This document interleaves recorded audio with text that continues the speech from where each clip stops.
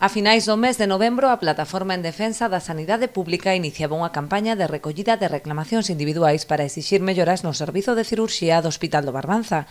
Daquela, o centro contaba só cun profesional fixo, a pesar de que eran 4 as prazas orzamentadas. A finales de novembro empezamos esta campaña de recollida de reclamacións individuais sobre o servicio de cirurxía do hospital, porque nese momento das 4 prazas orzamentadas, ainda que en moitos momentos hubo 5 ciruxáns traballando neste hospital, solo 4 están oficialmente orzamentadas, solo estaba unha persoa e as outras viñan de vez en cando, algunha persona de apoio de Santiago, pero de forma moi irregular, non?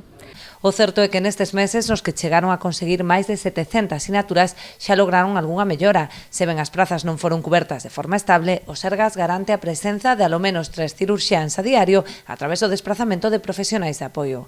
Aínda que si supuxo unha mellora no servizo, a plataforma considera que é insuficiente, posto que a temporalidade dos profesionais fai que as operacións máis complexas se sigan derivando a Santiago. Desde xaneiro o que fan é que sigue estando unha persona que é a única persona que está aquí sempre e veñen o que desde Santiago aseguran que todos os días hai 3 persoas traballando. Esas 3 persoas son variables, cada día é unha.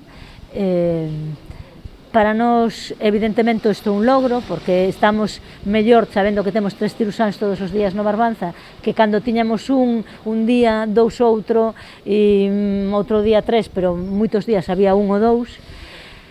Pero o que nos preocupa é que se esas plazas están orzamentadas, se esas plazas son de aquí, o feito de que cada día veña unha persona, sabemos que iso vai implicar en que non se pode, é máis difícil organizar o traballo. Hai consultas, hai intervencións, pero o que disminuiu moito foi a complexidade do que se fai. Por que? Porque se son profesionais que veñen, que traballan habitualmente en Santiago e veñen aquí a facer días soltos, as cousas máis complexas sempre as van a derivar alá, non?